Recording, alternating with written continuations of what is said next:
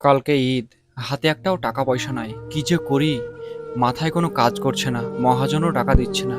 বসে থাকলে চলবে না, কিছু একটা তো করতেই হবে। যাই, কাজে যাই, মহাজনকে একটু বুঝিয়ে বলি, যদি এ মাসের বেতনটা পাওয়া যায় তবু অনেক কাজ আসবে। ভাই আমাকে জামা কিনে দেবে না? জামা তোকে আমি কিনে দেবো, আমি কাজ থেকে আসি, বুঝেছিস? আমি ঘুরে আসছি কাজ থেকে, এসে তোকে আমি জামা কিনতে নিয়ে যাবো, বুঝেছিস? আমি আসছি। আর হ্যাঁ, থাকিস তুই বাড়িতে। আর কাজগুলো একটু কর, হ্যাঁ, একটু পরিষ্কার কর। হ্যাঁ, কাল ঈদ বলে কথা, আমি আসছি। ঠিক আছে, এসে জামা কিনতে নিয়ে যাবো। আচ্ছা, যা তুই ভিতরে যা। ঠিক আছে।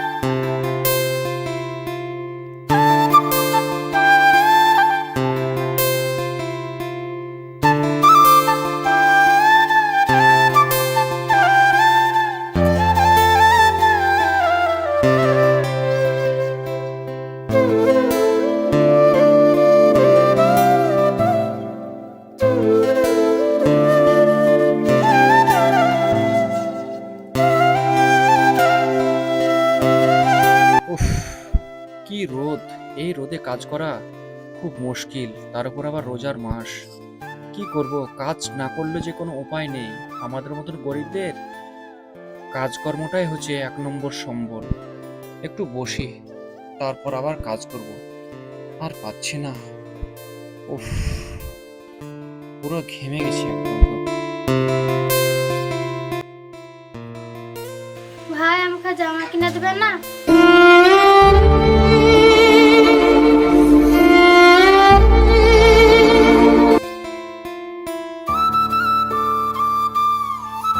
কি ব্যাপার, কি আমার মুরগির খাঁচার কাজগুলো সব হয়ে গেছে?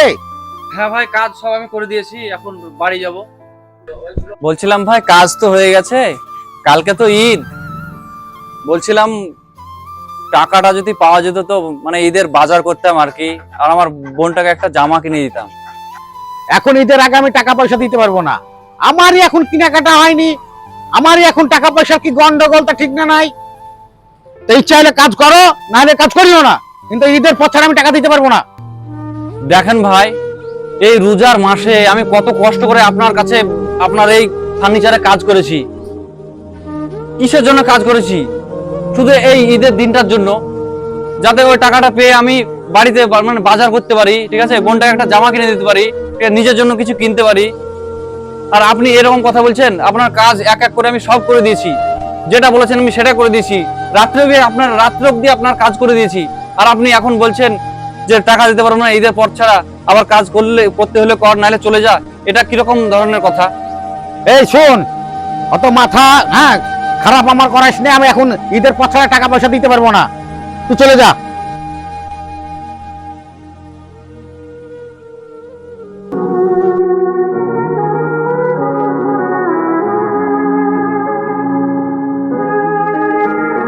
ভাই আমাকে জামা কিনে দেবে না?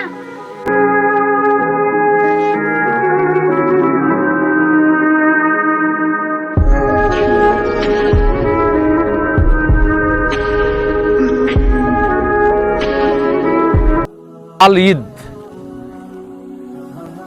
কাল ঈদ খুব খুশির দিন, কিন্তু এই খুশি সবারই মধ্যে ভাগ করে নেওয়াটাই হচ্ছে এর নাম ঈদ।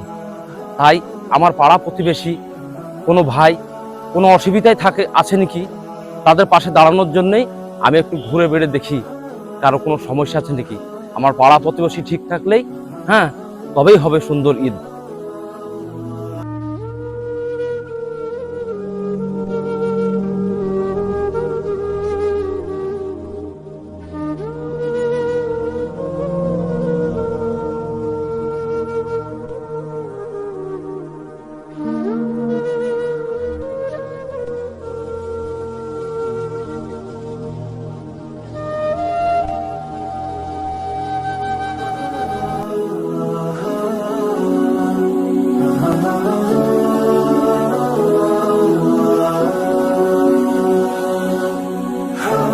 আসসালামু আলাইকুম। ওয়ালাইকুম সালাম রহমতুল্লাহ। কি খবর ভাই?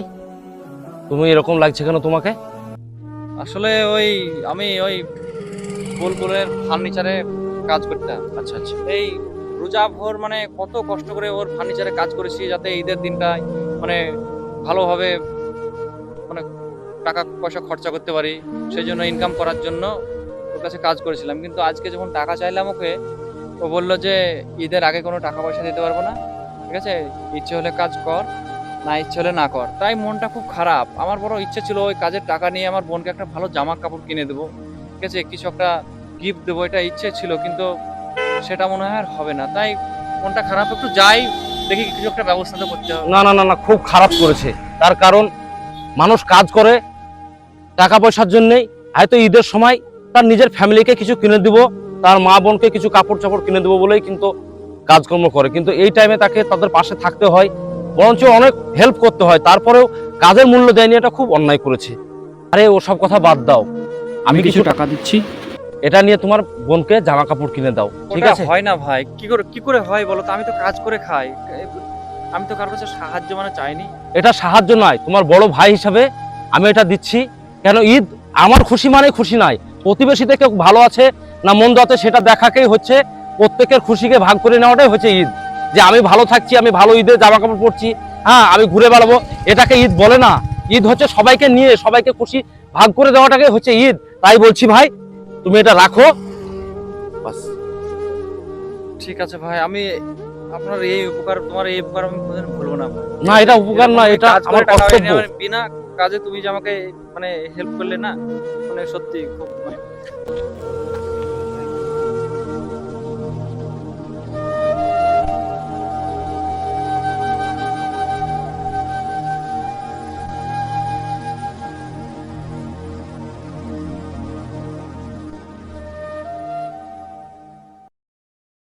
যে ঈদ নিজের ঈদ মানে ঈদ না, নিজের কাপড় জামা কাপড় পরলাম, নিজে খুশি কাটালাম, এটাকে ঈদ না। পাড়া প্রতিবেশী যারা আছে তাদের পাশে একটু থাকুন। সে খিদেতে থাকবে আর আপনি পেট পুরে হ্যাঁ ঈদের মজা আনন্দ উপভোগ করবেন, এটাকে ঈদ বলে না। ঈদ হচ্ছে সবাইকে নিয়ে ঈদ, সেটাই হচ্ছে খুশির ঈদ আমাদের। আর হচ্ছে ধর্ম যার যার, উৎসব সবার। দেখা হচ্ছে পরের ভিডিওতে।